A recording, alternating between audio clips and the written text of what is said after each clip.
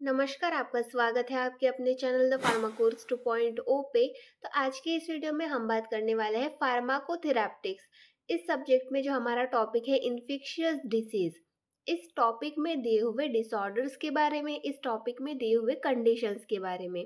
इसमें से कुछ डिसीज कंडीशन, कुछ इन्फेक्शियस डिसीज जैसे कि tuberculosis, pneumonia, hepatitis, urinary tract infection, malaria, gonorrhoea, syphilis, ऐसे इन्फेक्शियस डिजीज के बारे में हमने लास्ट वीडियो लेक्चर्स में पढ़ा। अगर आपने वो नहीं देखे होंगे तो आप हमारे चैनल पर जाकर देख सकते हैं। आज के इस वीडियो में हम अपॉर्चुनिस्टिक इन्फेक्शंस के बारे में बात करेंगे। अपॉर्चुनिस्टिक इन्फेक्शन नाम से ही आप देखिए, अपॉर्चुनिटी देख के होने वाली इन्फेक्शन। अब अपॉर्चुनिस्टिक इन्फेक्शन मतलब क्या होता है? ये ऐसे इन्फेक्शंस होते हैं जो कि बैक्टीरिया की वजह से भी हो सकते हैं, वायरस की वजह से भी हो सकते हैं, किसी फंगी की वजह से भी हो सकते हैं। और ये अपॉर्चुनिटी देखते हैं, मतलब कोई पर्सन है जिसकी इम्यून सिस्टम वीक हो रही है, जिसकी इम्यून सिस्टम बहुत ज़्यादा वीक हो चुकी है किसी दूसरी कंडीशन की वजह से। कोई उसको डिसऑर्डर है जिसकी वजह से उसकी इम्यून सिस्टम जो है वो वीक हो गई है। तो उस कंडीशन में क्या होता है, ये जो बैक्टीरिया होते हैं, वायरस होते हैं, उसकी बॉडी पर अटैक करते हैं और मल्टीप्लाई होते हैं और उसमें एक कंडीशन, दूसरी कंडीशन फिर से ऑकर कर देते हैं। तो ऐसे जो बैक्टीरिया होते हैं, ऐसी जो कंडीशन होती है, इन बैक्टीरिया की वजह से जो होने वाली कंडीशन होती है, जो अपॉर्चुनिटी देख के उस पर्सन को हुई है, उसकी इम्यून सिस्टम वीक हो गई है, उसकी वजह से उस पर्सन को वो कंडीशन ऑकर हो रही है, उस बैक्टीरिया ने अटैक किया। तो ऐसे जो इन्फेक्शंस होते हैं उसको हम अपॉर्चुनिस्टिक इन्फेक्शंस बोलते हैं। मतलब ये जो बैक्टीरिया है ये भी अपॉर्चुनिटी देखते हैं, मतलब उस पर्सन की इम्यून सिस्टम वीक है तो फट से उस पर अटैक करेंगे, क्योंकि फिर इम्यून सिस्टम तो उनके साथ फाइट नहीं कर पाएगी प्रॉपरली। तो ये ज़्यादा मल्टीप्लाई हो जाते हैं, ज़्यादा अमाउंट में वहाँ पर एक्यूमुलेट होते हैं, जिसकी वजह से जो पर्सन है उसकी हालत बहुत ज़्यादा खराब हो जाती है। तो अपॉर्चुनिस्टिक इन्फेक्शन, इस वर्ड का मीनिंग हमने यहाँ पर समझ लिया, ये क्या होते हैं ये समझ लिया। अब इसके बारे में डिटेल स्टडी करते हैं, इसकी डेफिनेशन क्या होती है, इटियोलॉजी क्या है, ये सारी चीज़ें अपॉर्चुनिस्टिक इन्फेक्शन में किस तरीके के इन्फेक्शंस होते हैं वो सारी चीज़ें देखेंगे। तो आइए स्टार्ट करते हैं।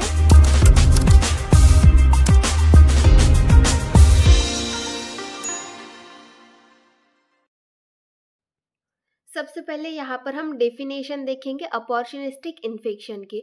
Opportunistic infections, that is the OIS, are infections that occur more frequently and more severe in people with weak immune system, including people with HIV।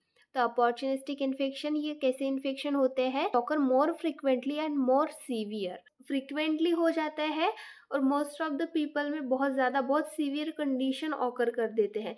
ऐसे पीपल में होते हैं जिनकी इम्यून सिस्टम वीक हो चुकी है, जिन पर्सन की इम्यून सिस्टम, जो बॉडीज फाइटिंग सिस्टम है वो वीक हो, ऐसे पर्सन में ये इन्फेक्शन ज़्यादातर पाए जाते हैं, इंक्लूडिंग पीपल विद HIV। तो एच आई वी जिनको एड्स जिनको है, ऐसे पर्सन को भी ये अपॉर्चुनिस्टिक इन्फेक्शन होते हैं। ऐसे पर्सन में बहुत ज़्यादा, जिनको एड्स है में इस तरीके की इन्फेक्शन बहुत ज़्यादा अमाउंट में पाए जाते हैं। Mainly OIS are considered AIDS defining condition. Most of the opportunistic infection जो होते हैं वो एड्स डिफाइनिंग कंडीशन होते हैं, क्योंकि एड्स में क्या होता है, एड्स में जो भी वायरस होता है वो हमारे इम्यून सेल्स पे ही अटैक करता है, उनकी ही अमाउंट कम कर देता है, जिसकी वजह से हमारे बॉडी में जो हमारी इम्यून सिस्टम है वो वीक हो जाती है। अब ये अपॉर्चुनिटी देखते हुए ये जो बैक्टीरियाज होते हैं, ये जो वायरसेस होते हैं, ये उस पर्सन की बॉडी पे अटैक करते हैं और इन्फेक्शन कॉज करते हैं। That means if a person with HIV has one of these conditions, they are diagnosed with AIDS, the most serious stage of HIV infection। तो ये जो पर्सन होते हैं जिनमें इनमें से कोई भी एक, अपॉर्चुनिस्टिक इन्फेक्शन अलग अलग तरीके के होते हैं, एक ही नहीं होता, बैक्टीरिया की वजह से, वायरस की वजह से भी हो सकता है, तो ये एक ही नहीं होता। तो कोई भी कंडीशन इसमें हो सकती है। जो पर्सन एड्स से डायग्नोस होता है, जिसमें एड्स होता है और वो बहुत ज़्यादा, उसकी बॉडी में बहुत ज़्यादा सीरियस इन्फेक्शन होता है HIV का, उसमें एक तो भी ये कंडीशन पाई ही जाती है, एक तो भी अपॉर्चुनिस्टिक इन्फेक्शन जो है वो पाया जाता है।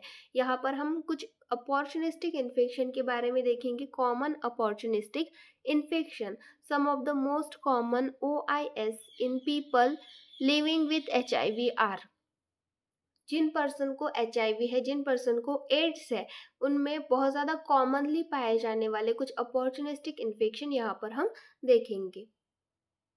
तो सबसे पहला है herb simplex virus 1, that is the HSV-1 infection. तो हर्ब सिम्प्लेक्स वायरस 1 ये एक इन्फेक्शन हो गया, a viral infection that can cause source on the lips and mouth.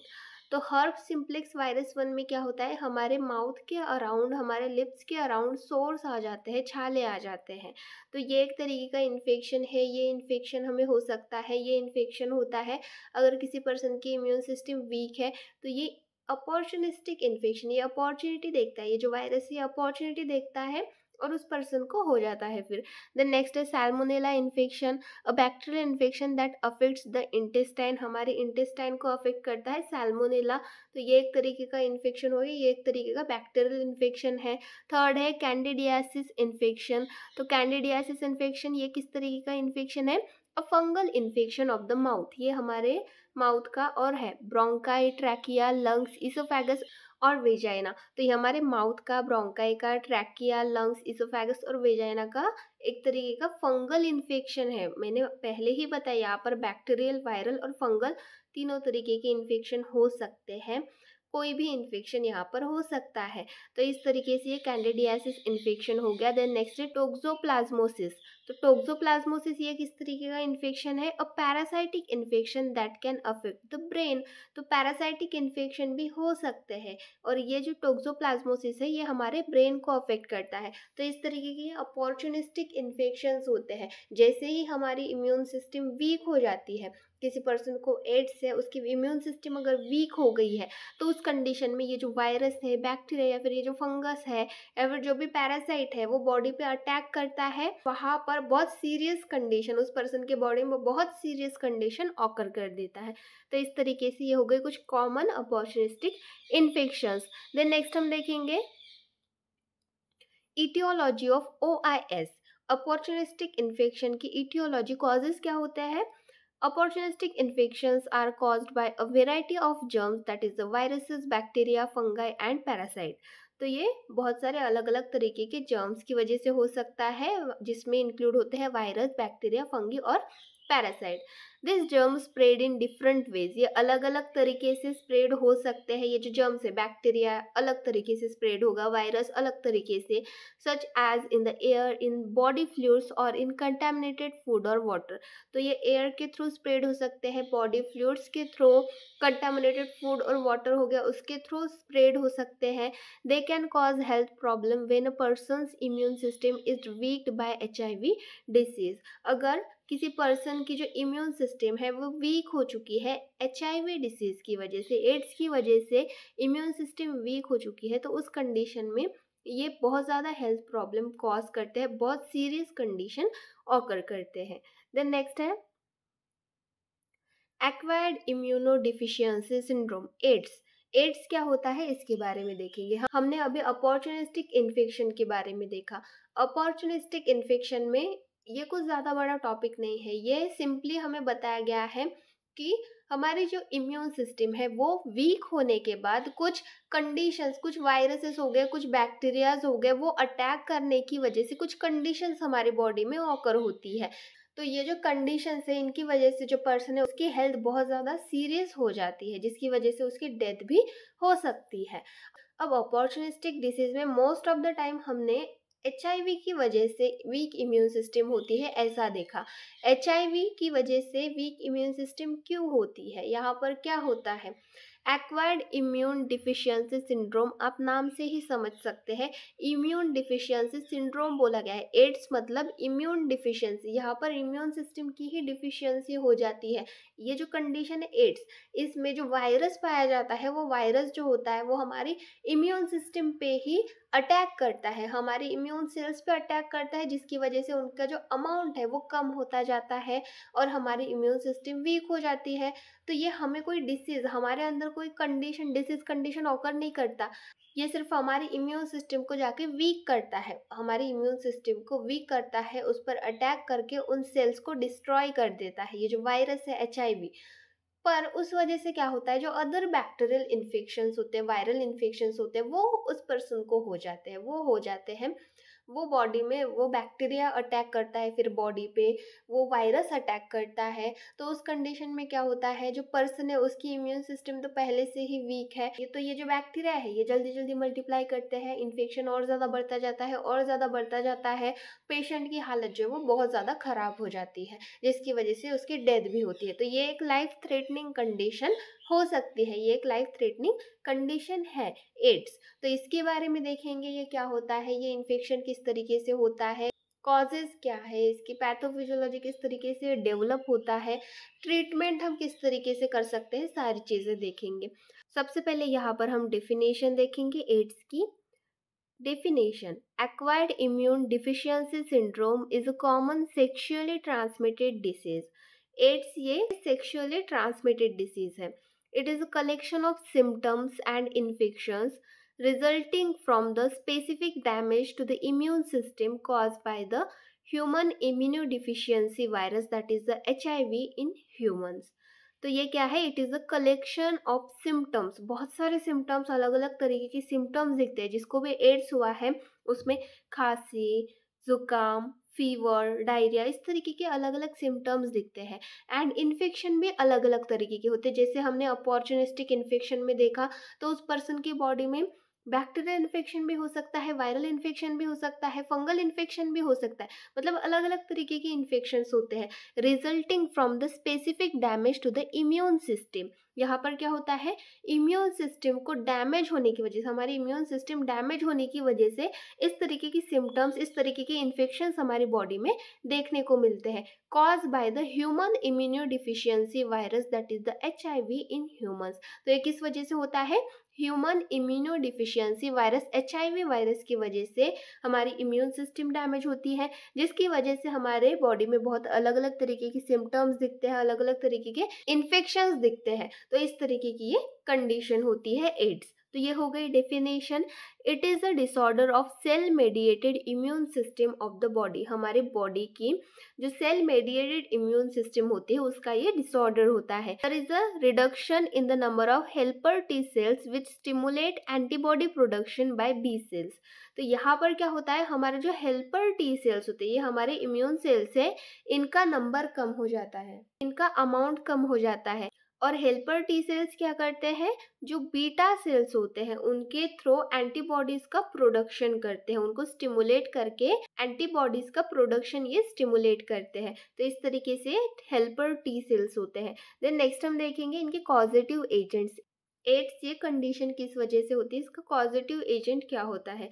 It is caused by human immunodeficiency virus, HIV। ये HIV virus की वजह से होता है। It is a type of retrovirus, ये एक तरीके का रेट्रोवायरस है। HIV वायरस के बारे में हम यहाँ पर थोड़ी बहुत इंफॉर्मेशन देखेंगे। HIV virus, the human immunodeficiency virus, is a lentivirus, that is a subgroup of retrovirus। तो ये जो ह्यूमन डिफिशियंसी इम्यूनोडिफिशियंसी वायरस है, HIV वायरस है, ये एक तरीके का लेंटी वायरस है।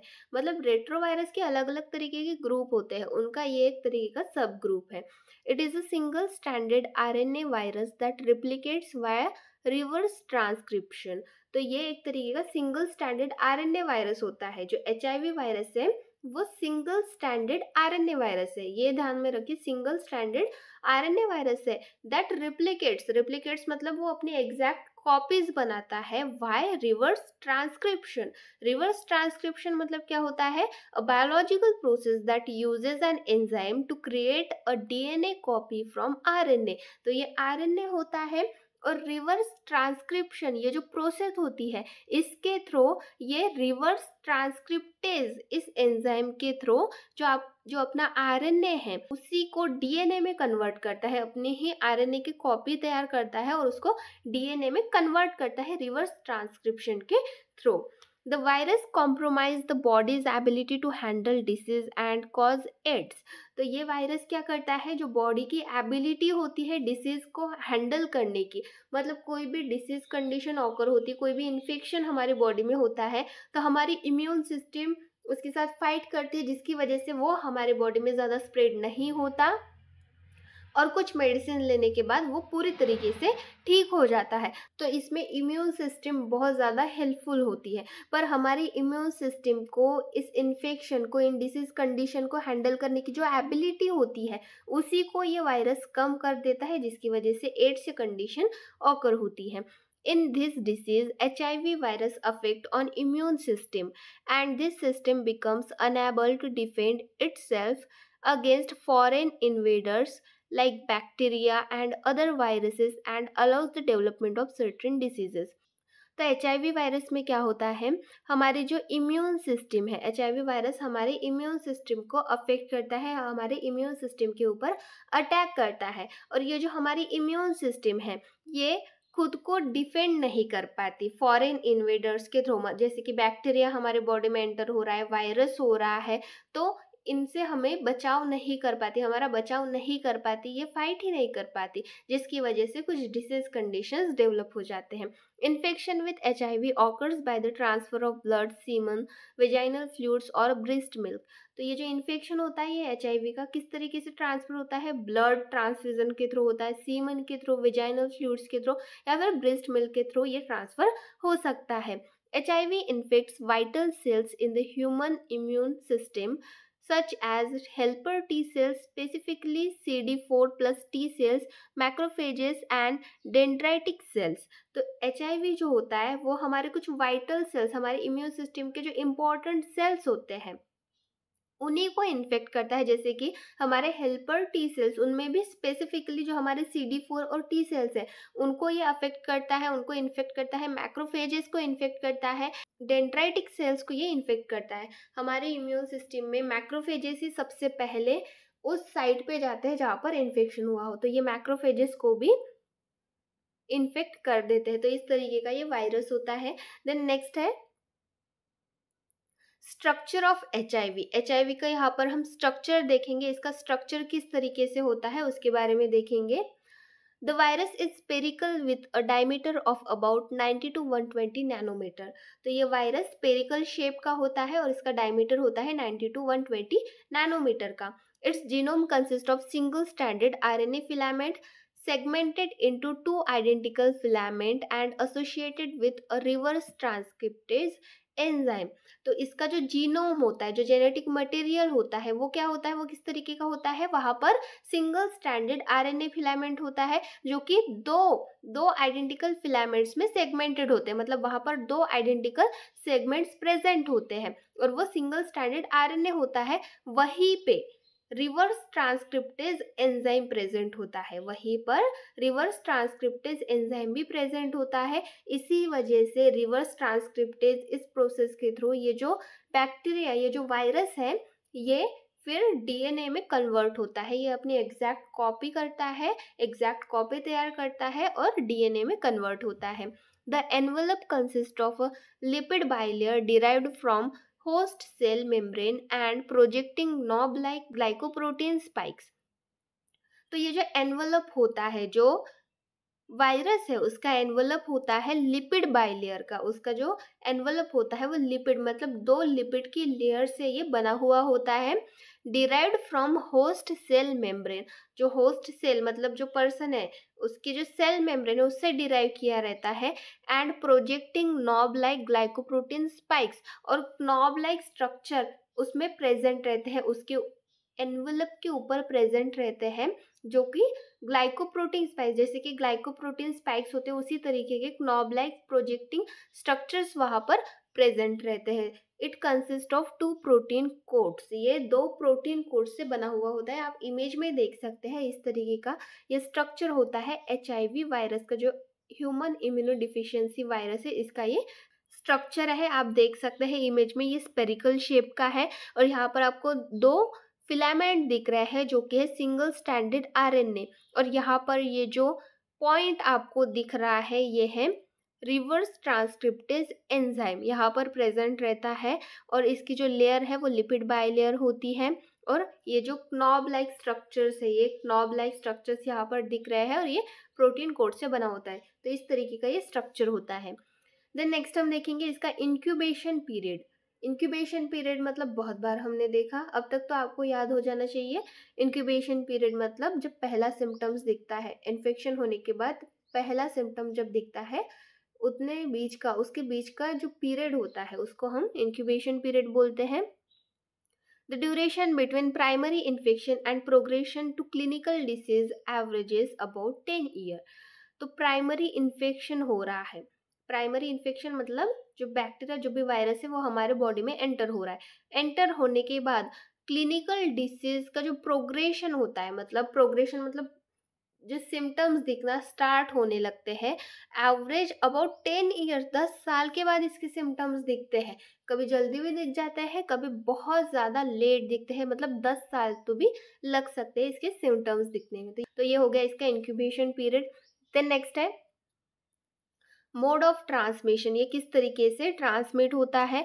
HIV is transmitted by following veg, यहाँ पर हमें कुछ वेज दिए गए हैं, हमें बताया गया है किस तरीके से ट्रांसमिट होता है। सबसे पहला है by sexual contact, second contact with infected blood और body fluids, third share needles, fourth vertical transmission that is the mother to infant by breast milk. तो इस तरीके से ये ट्रांसमिट होता है। सेक्सुअल कॉन्टैक्ट हो गया, किसी एक पर्सन जो कि इन्फेक्टेड है उसका ब्लड किसी हेल्दी पर्सन में ट्रांसफ़र कर दिया जा रहा है, ट्रांसफ्यूज़न हो रहा है, तो उस कंडीशन में इन्फेक्शन हो सकता है।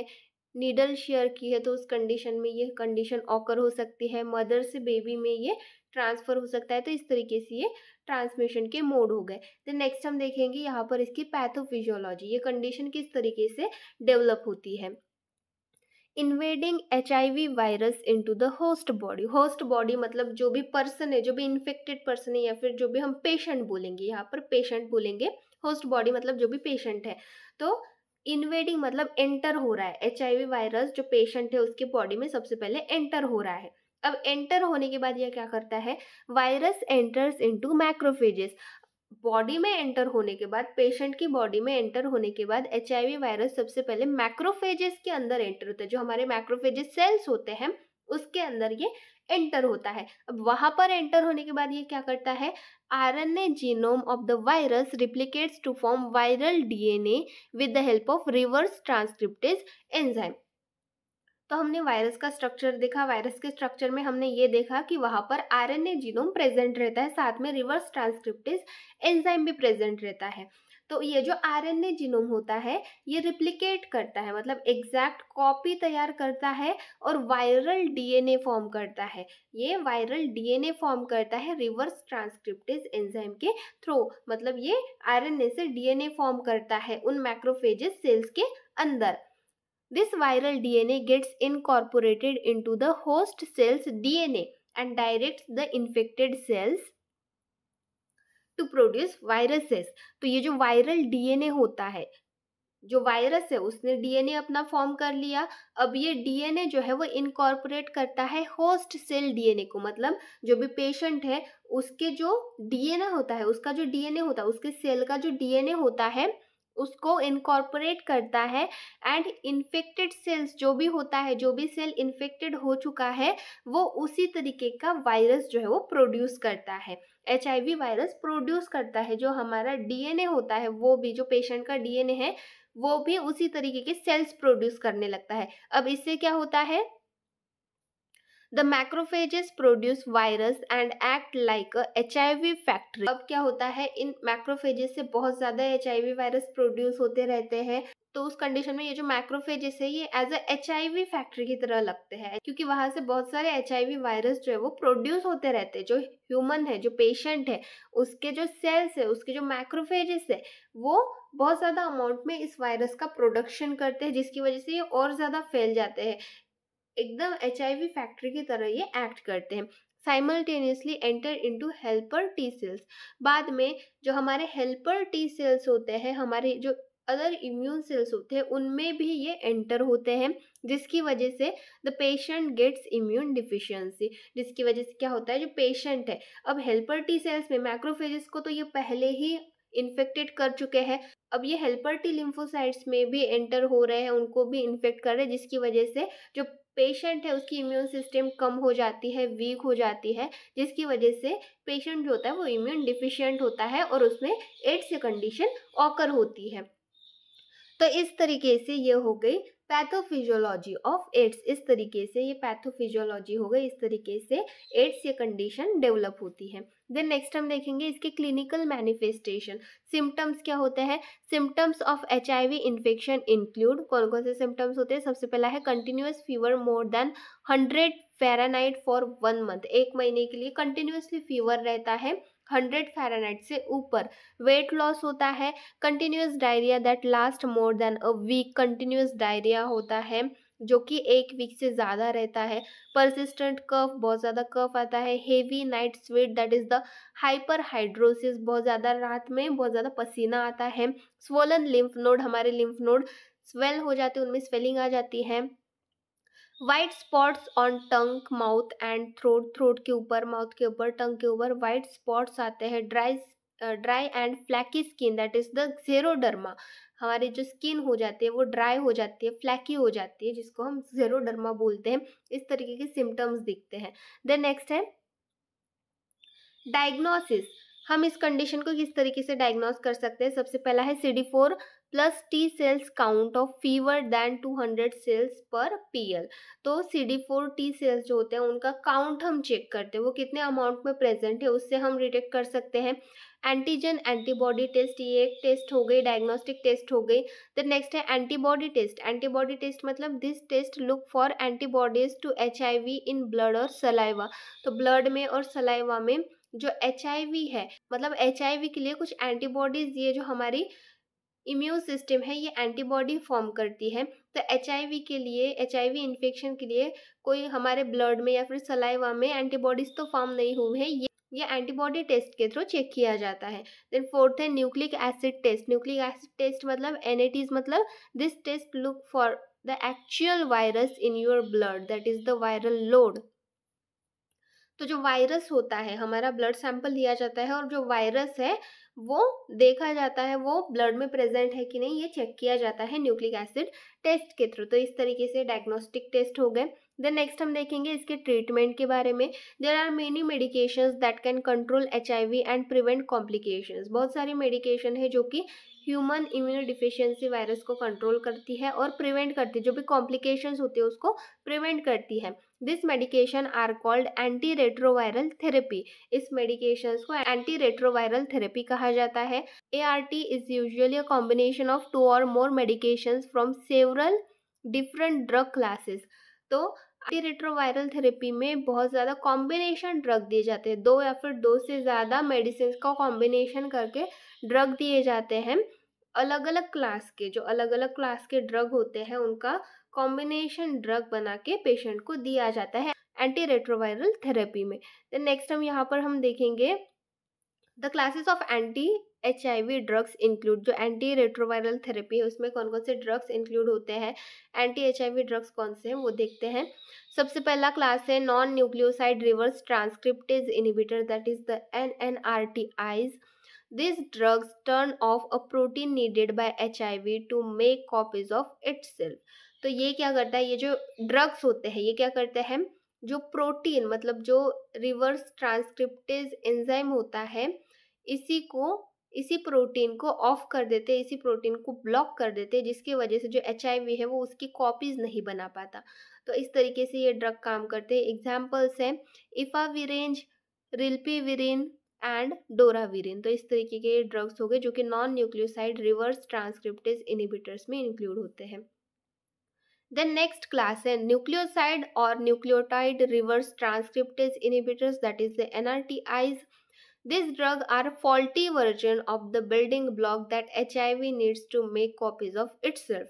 तो ये faulty version होता है, मतलब जो रिवर्स ट्रांसक्रिप्टेज एंजाइम होता है वो ज़रूरी होता है HIV को अपनी कॉपीज बनाने के लिए, पर उसी के जैसा ये ड्रग्स होते हैं, उसी के जैसा ये एंजाइम होता है, ये फॉल्टी होता है, ये रियल एंजाइम नहीं होता, ये डुप्लीकेट होता है कि HIV को ज़रूरत होती है उसकी कॉपीज बनाने के लिए। तो ये फॉल्टी वर्जन होता है, ये जब HIV जब अपना कॉपी बनाता है तो उस टाइम पे फॉल्टी वर्जन यूज़ करता है पर कॉपीज नहीं बनती, तो इस तरीके से ये ड्रग काम करता है। एग्जाम्पल्स हैं एबाकेवीर, टेनोफोवीर, डिसोप्रॉक्सिल फ्यूमरेट हो गया, इम्ब्रिसाइटाबिन हो गया, लैमिवुडिन एंड जिडोवुडिन, इस तरीके के ड्रग्स इसमें इंक्लूड होते हैं। देन नेक्स्ट है combination drugs also are available, combination drugs भी अवेलेबल होते हैं सच एज एम्ब्रिट्राइसाबिन हो गया, टेनोफोवीर, डिसोप्रोक्सिल फ्यूमरेट हो गया, इनको कॉम्बिनेशन दिया जाता है, एंड